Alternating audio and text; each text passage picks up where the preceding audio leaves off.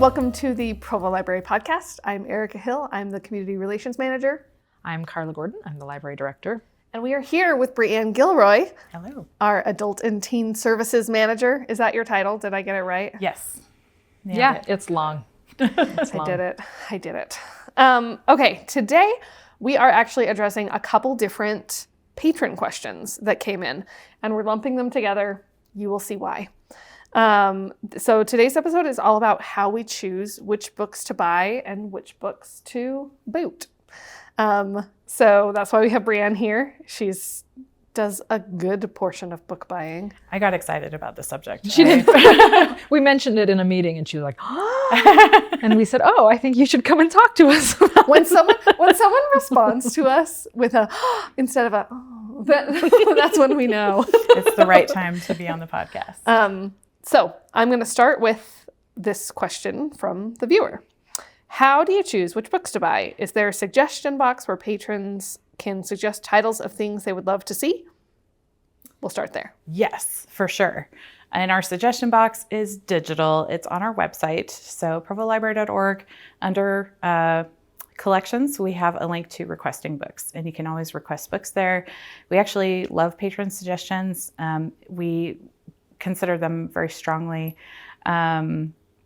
It's often tied into how we make decisions for the collections. So we do weigh it against some considerations that we have. So cost, is of course something we think about. But often if someone is requesting it, I know it's something that they want in our community. So that's a pretty big driver for me of looking at those suggestions from people.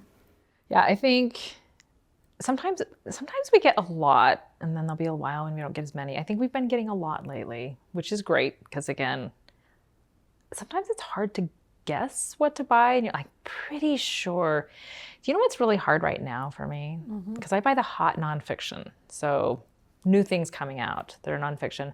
And so many social media influencers are writing books, and it's hard for me to know if this is an influencer that influences my community or some other community. It's because I'm not dialed in there as much as I could be. And so, but when someone locally will say, I would really like this book from this influencer, I'm like, it is someone that's anyway. So it really helps to get those. But then every once in a while we'll have someone that finds the suggestion box and uses it a lot, which is great. But then we have to just throw out the caveat, we are buying for the whole community, and we listen to all of them, but we do make decisions and we don't buy everything. And if we can't buy it, we also can get it through interlibrary loan often, which is just borrowing it from another library. And so we try really hard to make sure that there is a way to get almost anything someone wants, even if it's not something that we can purchase. So. As far as books where we haven't gotten a suggestion for it, there are actually kind of a lot of ways that we consider what to buy, a lot of things that we're looking at. One thing we look at pretty heavily is professional reviews. So Kirkus is a publisher or a publication who does professional reviews for us, and Library Journal, Book List. We're all reviewing all of the reviews that they do for books on a weekly basis, just so we're aware of what's coming out, what are the bestsellers, that we might anticipate, what is relevant, what is part of a, conversation. It helps us kind of have a good idea of what might be coming up that we should have an eye on. And then obviously we just want to be watching bestseller lists and making sure that we're getting things that are in demand. And then also looking at our collection and saying, okay, do we have any holes in the collection? Is there anything that we're missing that we need to beef up a little bit more? There's quite a few things that go into what we consider when we're looking at books. It takes up quite a bit of time, and it could be a lot of time. You kind of have to balance it with, okay, how much it's kind of time do I have? A rabbit hole you can go down, Yes. what books should I buy? And then you just start spiraling of all of the options. And a lot of times it's I think especially new librarians, they weigh every every decision. And we are very careful about what we buy, but like at some point you just have to say, I think this would do well. I think this looks interesting based on what they've checked out before, based on the usage in this collection. Like you just have to kind of make a decision and be like, well, we'll see. And I do think that one thing that is a good distinction to make, I guess, is that we are a popular lending library. I think we consider ourselves a popular lending library. It's so important. I'm saying it twice in 20 seconds. But that means that we want things that people will check out. And so sometimes it's not always about like, I need to have the best selection of cookbooks ever. But like if everybody wants, okay, but maybe we do. You might have the best selection. Breanne buys the cookbooks. I do, and it's my favorite thing. So, but it's a good collection. If you come look at it, you'll love it. Come check it out. Come check it out, or browse it on the catalog, because one of the things about our collection, every once in a while, we get a comment that's like, the selection isn't very good, or the selection's better at this other library that I used to live. But I sometimes wonder if people are limiting their idea of what is our selection based on what is on the shelves. And actually, our most popular, like the best library things, almost never live on a shelf because they're on hold for someone, and they come in, and then they like the only shelf they live on is the sorting shelves and the hold shelves, and then they go right back out. So don't limit yourself to just browsing. You know. Yeah. I think the cost of an item is another consideration that we have to factor in, and this is taxpayer money, and we want to be responsible with it. We want to do the right thing and represent the community as good as we can and meet their needs and their wants. The place where that really comes into play, I think, is the digital books, because they really can get up there. It's funny, I've had people make a purchase suggestion to me before for a book, and they've said, if it's cheaper as a digital book, just you can get it that way. I don't care if it's print or not. And I was like, haha, surprisingly, I can see why you would think that, because if you're looking at Amazon, you see those Kindle books and they're $5, $10 less. That makes perfect sense to me.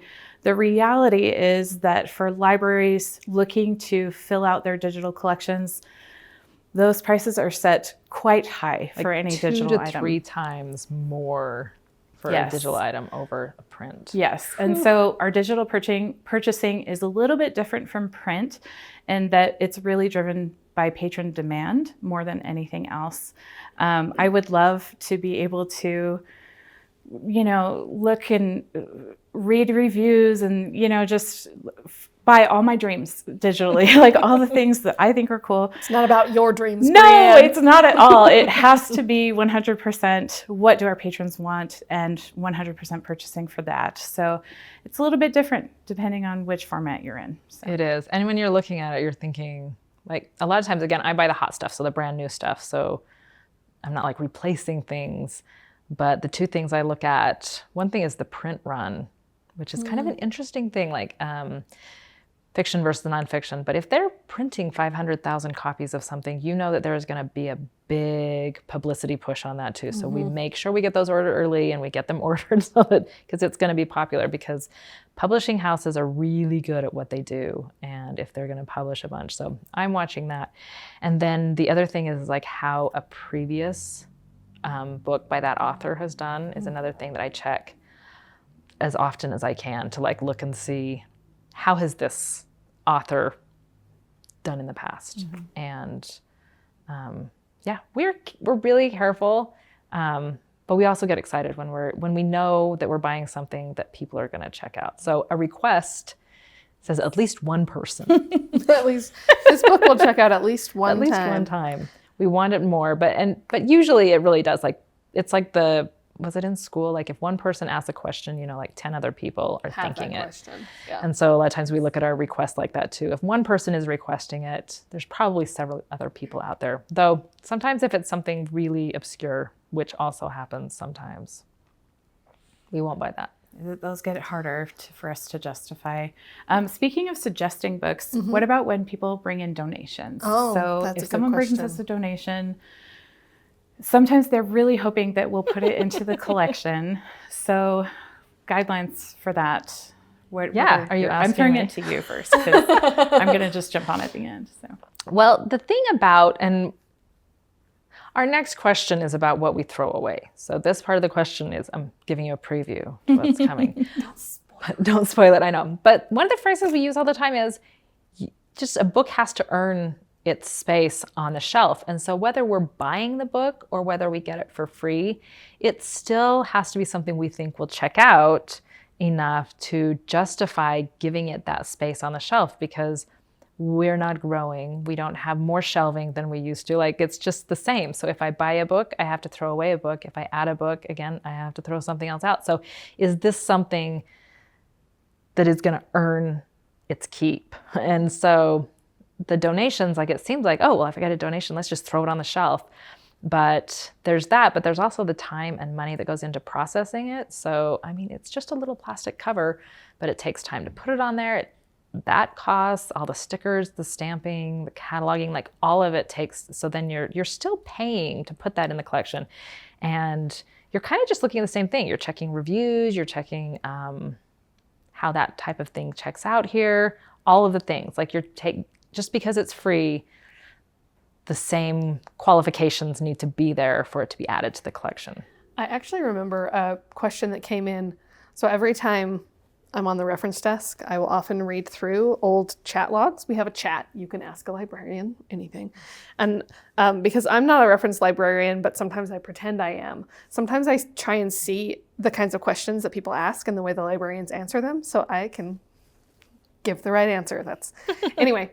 And there was this really interesting conversation where somebody had donated a book, partly because they didn't really want it anymore, but they wanted the library to have it so that when the next time they wanted to read it, they could come in and check it out from the library. Mm-hmm. And I don't actually know what happened to that book, and there's not really a good way for any of our librarians to know, but they were a little bit upset, actually, because they were like, I donated this, and I would be quite upset if I found out that you sold it for $1 at the book sale. Mm-hmm. And the thing is, it had been a couple of years. I'm like, oh, there's just like there's no way to know. It could have been added, and then after 2 years, nobody had checked it out. Uh-huh. Mm-hmm. Or it could have been, I think it was an audiobook. So like someone could have lost a CD in it and we didn't replace it because it hadn't checked out very much. Or it might be out of print. Or like there were so many reasons that something might leave our collection. And the librarian was very thorough in their answer about all of that, because our librarians are great. They are great. But yeah, that's the surprising thing about donations is we kind of have to evaluate them exactly the same way we would a book that we're purchasing for the library. Everything that comes into the collection is considered, and we try to be careful and thoughtful, in how we're putting things into the collection. So the other thing is, you mentioned the book sale. If people donate things and for whatever reason it doesn't end up in the collection, I think going to the book sale is kind of a wonderful thing too, because proceeds for those books end up going to help support the library. Mm-hmm. So really, like, donating is still a wonderful thing. We love donations. We're grateful for them, and they help supply our book sales, and that helps support the library too. So both book sales and programs like the book swap, I think also are mostly stocked with donations. Yes, thank goodness. Yeah. We have so many good ones. Yeah. So that's cool. Okay. In a recent email, I suggested that our library collection is like a garden, and each different librarian has their own collection that they're in charge of and they're stewards of, and so you have to decide what to plant in your garden, and like any good gardener, you have to weed. So this next question is all about that. So I'm just going to read the whole thing. We can decide which aspects of it we want to answer. How do you determine what books to let go? And how does that intersect with cultural relevance? For example, if a book like the Bible only gets checked out once in 20 years, would you get rid of it? Or do you keep it because of its huge cultural and religious relevance? And how could a library not have a Bible or another largely culturally relevant? book. So yeah, this is a question about weeding. This is about how we decide. So yeah, we've talked about how we decide what to buy. How do we decide what to let go? It's really easy if it's super damaged. That does make it very Trashed, easy. We can get rid of it. Yeah. But also, like, do you replace it when you get rid of it? I mean, those are easy. Like, this book cannot, the pages are falling out like we need to. But then looking at the, like, how often has it checked out? Is it part of a series that's popular? Is it like those kinds of things? We do have, well, tell us about our group weeding projects, like how we look at weeding the whole collection as a whole, and then we can talk about the individual. Yeah, it's surprising because the collection is big. We have a big one. We're lucky. I think we knock on 250,000 items. Yes. And it's funny, I was showing someone new to the library how we look at the stats for each book. So how much it's circulating, when we got it, how long we've had it. And she stopped me and said, "You do this for every book? All 250,000?" And I went, "No. Wait, oh yeah, we do. Yes, we do." And again, that's us trying to be careful again with the funds that we've been given and make sure that we're returning to that value to the community. So yeah, with such a massive collection, we do something that we call group weeding here at our library, where we actually have to kind of, break up the collection into smaller bits, and we'll tackle it as a group. So we will have someone, it's almost like book triage a little bit, where someone will go through the books and kind of do like a surface level examination. So they'll check the condition, see how it's looking, and then they'll also check those circulation records and see, is it circulating? Has it been circulating recently? And if there's any kind of red flags or issues, things that they think might be concerning, then they send those books to the buyer for the collection, the person, gardener. Yeah, the person who's responsible, and they know that collection well. They've been studying it and purchasing it for it. So then that person has to ask some tough questions, make some tough calls sometimes. So things that they consider are, is this book's information starting to get obsolete? Are we starting to get outdated? Does this book still say Pluto is a planet? Or do we need... I saw in the book sale, we had a bunch of like USSR, like get to know the USSR, like children's reference books about the USSR. Like, yes. That's dated. Or do we really need a Windows XP manual anymore? Probably not at this point. I did check that before I came over, and we don't have any more books on Windows XP. And there are some people who would look at that and go, but maybe like historically that would be significant. Maybe like we need to have a record of, how we dealt with Windows XP. Maybe Library not that. Congress. Maybe there's other things. But yes, that's exactly the point, is that those are great things for archival libraries. They have such, good missions in preserving history. That is not what Provo City Library is. We're not an archival library. We call ourselves a popular lending library.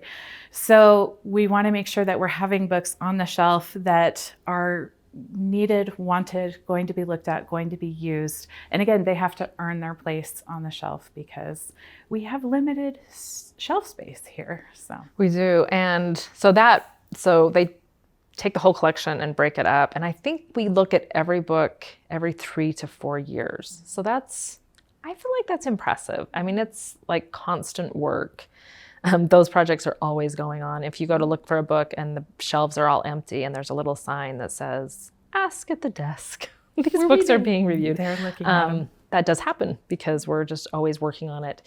And her question specifically ask about, which ties into all of this.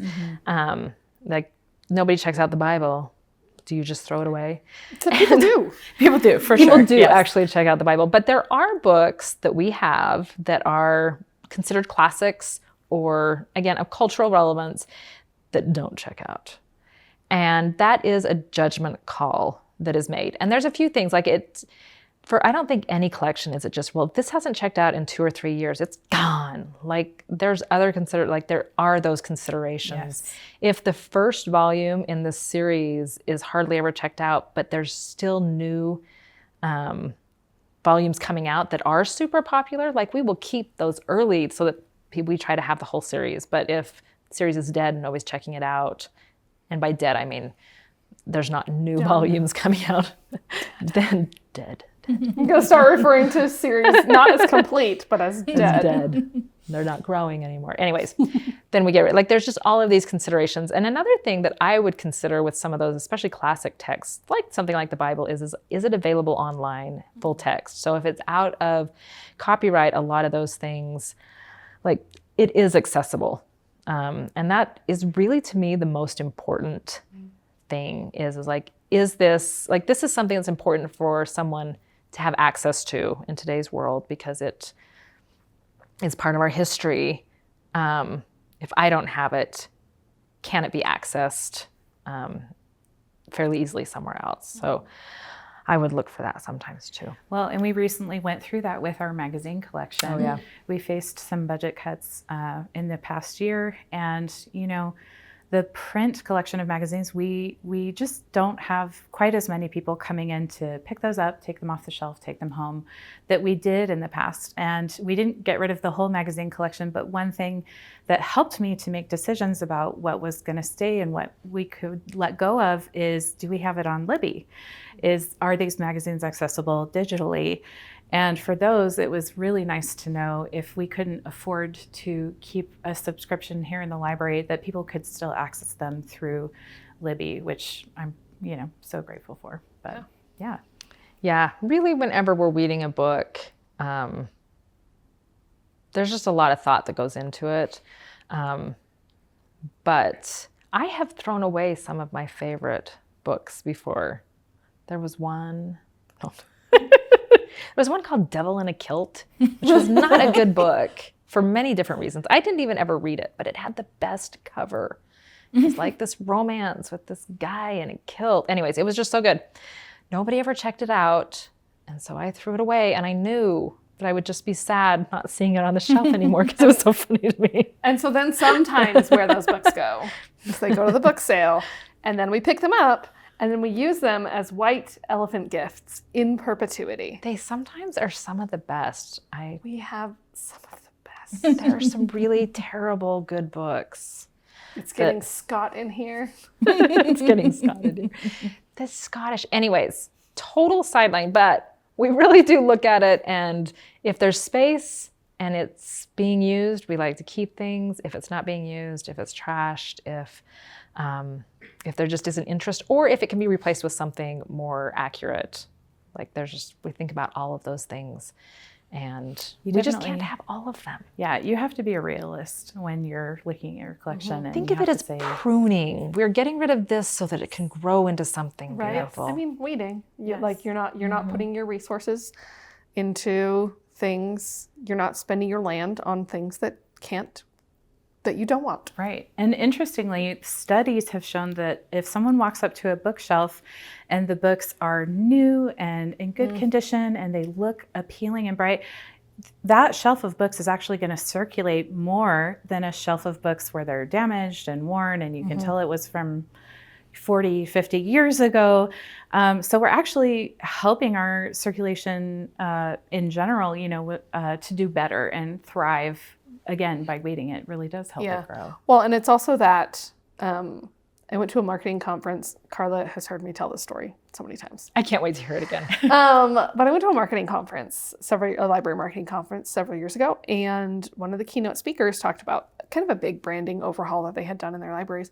But one of the things that they did was like a community study, and it was something like 75. When asked about professionalism, they rated bookstore employees as more professionally competent than librarians. Wow.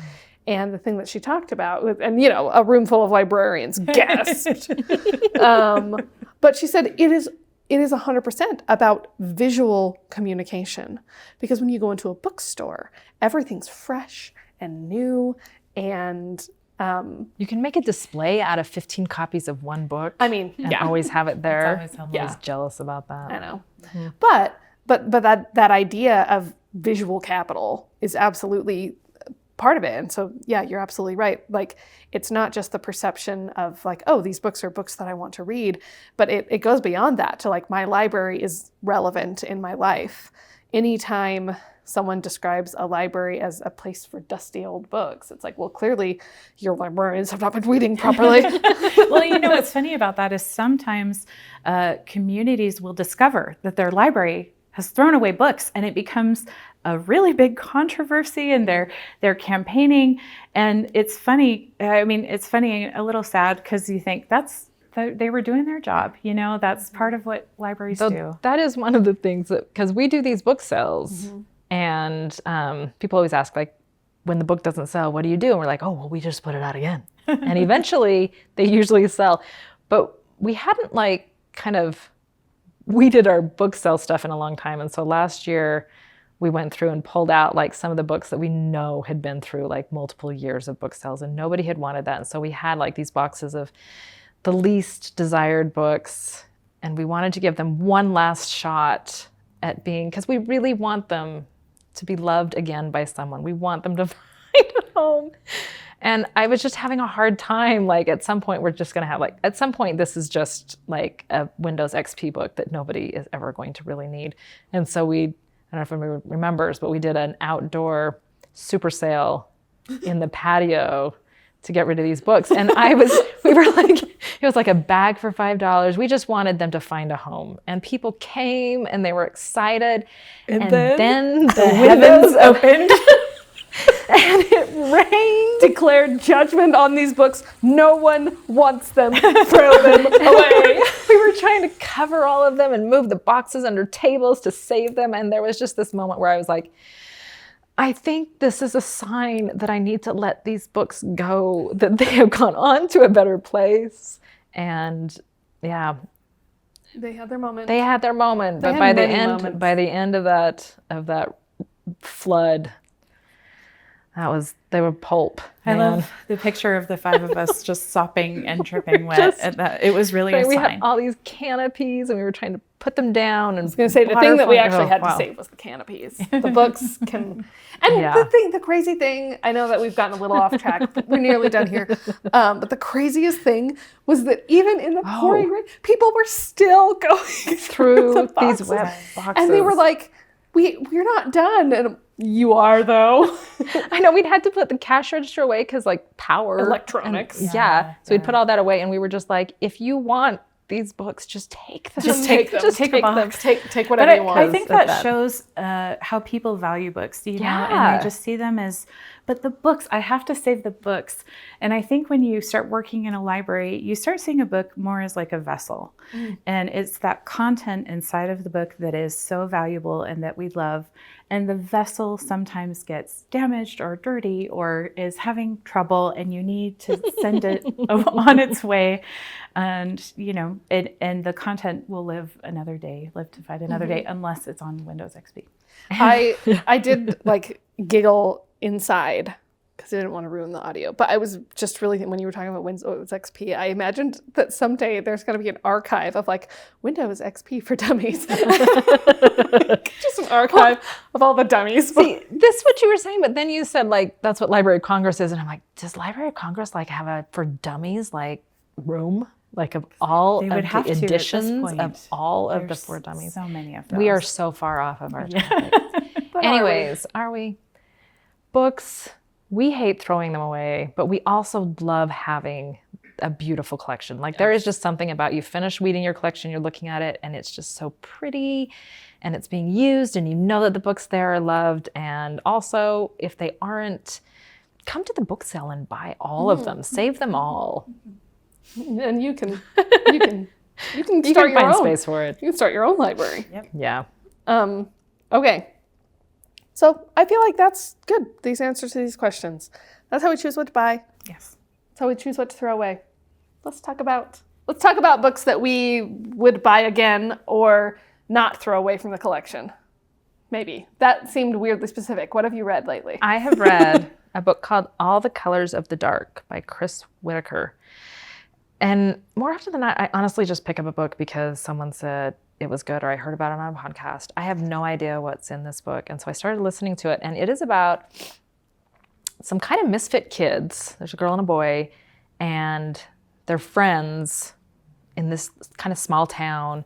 But the little boy, who's probably like 12, sees a girl being attacked and like saves her, like goes after the guy, but gets kidnapped in the process. Ooh. And so he is taken away, and the whole town is, of course, looking for him. And his little friend is there, who's also like 12, and she's leading the charge. Like, she's like, we are going to find him. And the girl who was saved is like motivated. Anyways, this is like the first 3 chapters. And then like they're looking for him. But this book follows the lives of all of these people affected by this kind of very violent crime all the way through their lives. Like, it just follows them for like 30 years, probably longer than that. And I was telling my husband the storyline, and it just goes all over the place. But you see, how this one night, this like one thing impacts people and their trajectory. Thank you. That's the word, trajectory in life. And it was really, really good and intricately plotted enough that I had to go back a couple times and be like, who's that? What happened? It was so good. And it's all the colors of the dark because of this dark thing that happened, but it's very much, there's a lot of painting and art kind of tied into the whole story, and it's really beautiful. Cool. So there's that. All the Colors of the Dark. All the Colors of the Dark by Chris Whitaker. Sounds good. Mine was published a couple years ago, so forgive me for not having a How dare new you? one. Mine was also published. That makes me feel better. You guys are weak. Okay, go ahead. It's The Ride of Her Life by Elizabeth Letts, and it's a true story of a woman who in 1954, at the age of 62, lost her farm. She was living in Maine, times were hard for her, and she bought a horse with the last of her money and decided to go to California on her horse. She wanted to live a Dust Bowl existence. She wanted to get there, and she couldn't afford a car, I guess. And she had a dog, and the dog loved to ride up in the saddle with her, and they just started on their way. And luckily, someone from the Associated Press caught her after a week or two and took all sorts of pictures of her, and it aired nationally. It was in newspapers nationally at the time. So every town she went to, people were ready for her. They were waiting. They had dinner waiting.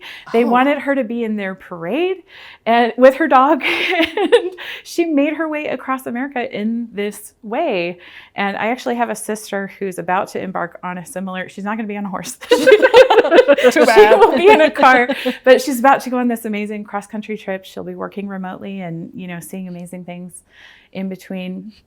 And it got me so excited for her trip. And now I want to get out of here too, So yeah, it was just hopeful, and it was uplifting. And, also the fact that she was 62, because it feels like a time when you can't reinvent yourself. You can't have new adventures. Exactly. And she did. And it was, what an adventure, So I loved it. I thought it was great.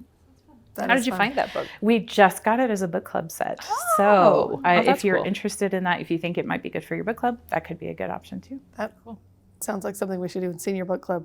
I think they would love it. Yes. Tell Shayna. Okay, I just finished. Actually, literally just finished, because I had this book on hold for a long time, and then I listened to it, and then it was the holidays, and I didn't quite get through it, and it returned on overdrive when I had 22 minutes left. That is the worst. So then I put the hard copy on, and I looked to see if I put it on hold, it was another 4-month wait. But we don't really need to buy another copy. Whatever. I put the hard copy on hold, and it came in for me today, and I literally finished it right before coming in. So it's When Women Were Dragons by Kelly Barnhill, and it was excellent. It was so good. There were moments. So Kelly Barnhill mostly writes middle grade books. She wrote The Girl Who Drank the Moon, which won the Newbery a couple years ago. So a lot of middle grade fantasy. But this book started as a short story, but then grew, as they often do.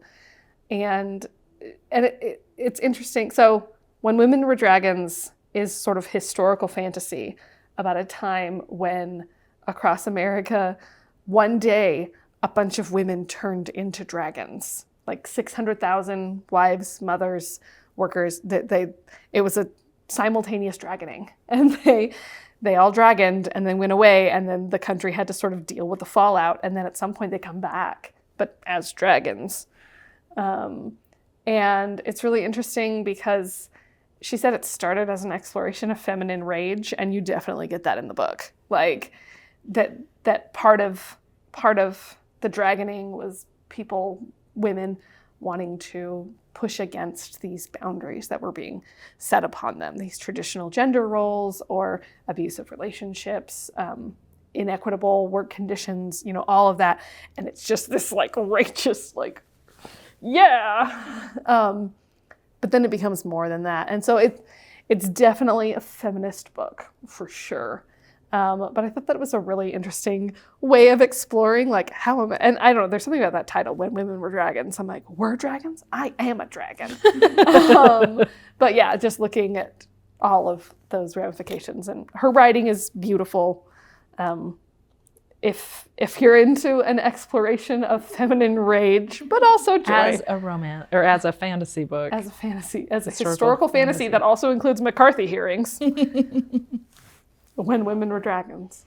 There was a second part of that first question that we were asked early on that says, when you read all of these books, does it have to be outside of your work hours? Yes. And I just thought I'd quickly answer that. Nobody gets paid to read here. Unfortunately, there's no on-the-clock reading time. That's all our own obsessions. Yeah. It's possible that the finishing it right before it came in, I considered my lunch break. Because I had to work. Some of the picture books probably they glance through. Sure. But definitely reading in general. I'm afraid that's not part of being a librarian, which sounds wrong, but it's true. We just have so much other stuff we're doing. Yeah, and when we look at librarians, we do hope that we are hiring readers. We're looking for people who do love books because we want them to be good stewards of all this. So yeah, that's the hope, is that that we love to read anyways, and most of us do. We do. And we do it on our own time. We do. So anyway, this podcast is not our own time. We're paid for it. And now we're going to be done with it. Thanks for watching or listening, and we'll see you again next time.